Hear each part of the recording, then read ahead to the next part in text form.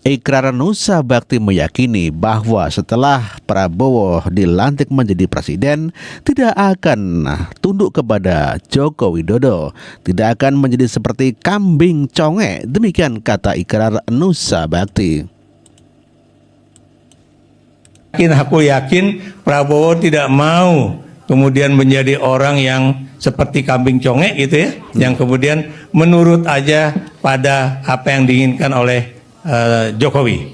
Sampai detik ini memang Prabowo selalu mengatakan dia tunduk kepada presiden karena dia memang masih posisinya sebagai Menteri Pertahanan. Satu hal ya, saya ngomong terus terangnya di sini ya. Itu kalau nanti PKB katanya akan tetap berani mendukung hak angket ya, itu Muhaimin Iskandar pasti akan menjadi tersangka ya. Dan siapa yang akan menjadi pengganti Muhaimin ya? Yang tadi isunya Menteri Agama, tapi sekarang isunya katanya Gus Ipul, gitu kan? Jadi inilah cara-cara kekuatan negara ini untuk kemudian menghancurkan kekuatan yang boleh dikatakan ingin membenarkan atau ingin memperbaiki pemilu di Republik ini ya. Kemudian Anda juga tahu P3 juga diisukan macam-macam ya. Karena katanya biar bagaimanapun P3 juga ingin masuk ke kabinet ya, karena itu partai ini adalah partai yang terkecil dari semua partai yang mudah-mudahan masuk ke parlemen ya. Dan kemudian juga yang lain juga mengatakan misalnya Nasdem gitu kan. Nasdem katanya sudah ketuanya Pak Surya Paloh sudah dipanggil Presiden Jokowi dan katanya mungkin dia udah pasti akan masuk ke 02 ya. Tapi kita tahu sampai detik ini ya, Metro TV itu masih menjadi saluran televisi yang boleh dikatakan keras lah terhadap pemerintah ya. Itulah ramalan daripada Ikrar Nusa Bakti bahwa nantinya Prabowo tidak akan tunduk, tidak seperti kambing conge, dan mengatakan bahwa Muhaimin akan dilengsarkan, diganti oleh Saiful. Namun demikian semuanya tak terbukti ramalan-ramalan ataupun fitnahan kepada Presiden Joko Widodo. Namun demikian Ikrar Nusa Bakti menuduh kalau Prabowo akan seperti Jokowi menjadi penguasa absolut. Itulah ramalan Ikrar Nusa Bakti dan tuduhan-tuduhan yang tak berdasar. Kadang-kadang seperti itu ya, Profesor, hatimu sangat kotor sekali Profesor, selalu menjelek-jelekan Prabowo ataupun juga dengan Joko Widodo. Saya khawatirkan baik Jokowi maupun Prabowo itu adalah kecenderungan untuk menuju sebagai penguasa yang absolut ya. Baik Jokowi atau Prabowo? Baik Jokowi maupun Prabowo. Kenapa saya katakan demikian? Satu ya, Jokowi itu kan kayaknya benar-benar kayak Raja Jawa yang dimana kekuasaan itu adalah tunggal dan tidak terbagi-bagi ya. Bagaimana misalnya dia mempermainkan juga Mahkamah Konstitusi, kemudian juga DPR juga bisa dia istilahnya tuh dia ya pokoknya dia ini kan lah dia cawe-cawekan ya. Nah Pak Prabowo, kenapa saya katakan ada kecenderungan seperti itu, lagi-lagi terlepas dari darah yang di dalam tubuh Pak Prabowo itu berasal dari macam-macam, bukan cuma Jawa ya, tapi juga ada misalnya itu Sulawesi Utara, ada Tionghoanya juga ya. Tapi biar gimana pun Pak Prabowo itu kuat budaya Jawanya. Makanya dia bilang kan, oposisi itu bukan budaya Indonesia, gimana? Padahal buat saya ini bukan persoalan budaya Indonesia itu membolehkan adanya oposisi. Itulah tadi pernyataan Ikrar Nusa Bakti yang kecewa dengan Prabowo Subianto dijadikan atau berpotensi untuk menjadi penguasa absolut seperti halnya Presiden Joko Widodo yang katanya cawe-cawe ke MK gitu. Dan Prabowo mengatakan budaya Indonesia adalah budaya gotong royong bukan oposisi. Namun demikian Ikrar Nusa Bakti tak setuju dan kecewa. Kalau nanti Pak Prabowo terpilih menjadi presiden, bukan mustahil dia adalah Presiden Republik Indonesia, nggak akan tunduk kepada Jokowi yang sudah menjadi mantan presiden ya. atau presiden ke-7 lah kalau kita Meskipun katakan. situ ada Gibran misalnya. Gibran tidak akan bisa berbuat apa-apa. Kenapa demikian? Karena Prabowo akan bilang, I'm in power, ya. Apa namanya itu? I have the authority, ya. Jadi sayalah yang punya otoritas, karena sayalah presiden. Bapakmu nggak bisa ngatur saya, kamu juga nggak bisa ngatur saya, karena sayalah apa namanya itu pemegang kekuasaan sebagai presiden Republik Indonesia. Dan ini bukan mustahil terjadi, mungkin di bawah 1 tahun, paling lama mungkin sebelum 6 bulan juga Prabowo udah akan merasa posisinya itu adalah pemegang penuh kekuasaan negara, bukan Jokowi, bukan kemudian Gibran juga ya, dan jangan berharap Gibran kemudian akan diajukan oleh Prabowo menjadi calon presiden 5 tahun kemudian. Kenapa?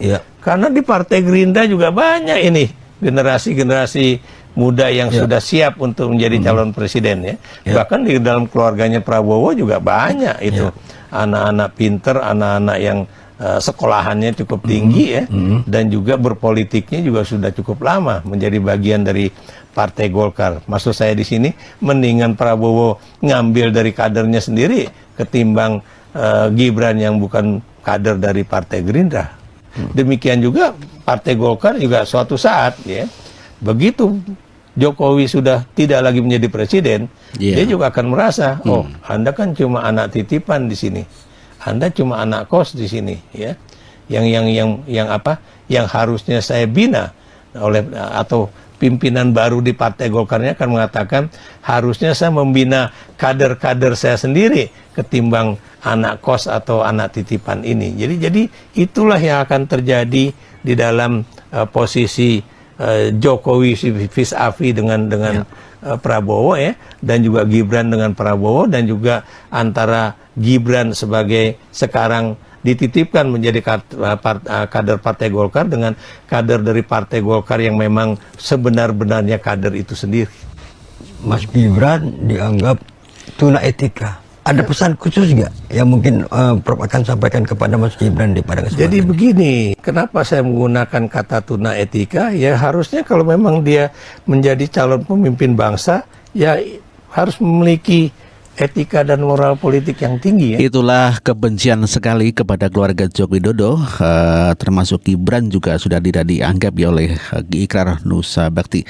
Begitu sangat benci dan kecewanya Ikrar Nusa Bakti kepada keluarga Joko Widodo sehingga menginginkan Prabowo membuang Gibran di tengah jalan dan meyakini bahwa Prabowo Subianto akan tidak mengindahkan atau tidak akan memperdulikan Joko Widodo lagi pasca dilantik 20 Oktober mendatang.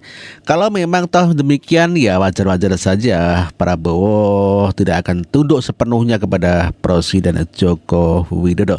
Namun demikian pada dasarnya, pada umumnya bila orang-orang yang memusuhi Jokowi itu akan kandas di dalam karir politiknya. Jangan melawan Jokowi ya. Itu disampaikan juga oleh Bambang Pacul. Bambang Pacul adalah merupakan ya dikata adalah DPP PDIP ya, dan sekarang menjadi ketua DPD PDIP Jawa Tengah. Namun demikian dia punya filsafat ya, jangan melawan orang baik. Betul apa yang disampaikan Bambang Pacul. Yang suka pada dirinya, bagaimana Pak Jokowi memindahkan suara yang suka pada dirinya, pindah ke 02. Ini barang baru. Bukankah tugas Pak Bambang Pacul justru melawan Pak Jokowi? Today yes, di dalam elektoral, apalagi Jawa Tengah, saya penanggung jawab pertempuran. Yes. Tapi Bapak bilang jangan lawan Jokowi. Loh, di dalam pertempuran ini kan saya tidak lawan orangnya. Kita tempur di dalam strateginya. Gampang Pak ngelawan Pak Jokowi Pak? Nggak gampang, tetapi kita pasti usahakan tempur. Nggak bisa nggak. Kita juga nggak boleh nyerah Pak. Orangnya kalau nyerah gimana cerita? Kita tahu bagaimana cara kerja strategi tempurnya Pak Jokowi di Jawa Tengah. Kita paham. Apakah Pak Paldewo? No. Kita lawan penuh. Lawan penuh, Pak. Lawan penuh dalam strategi pertempuran. Itu loh. Kita tempurin. Penuh.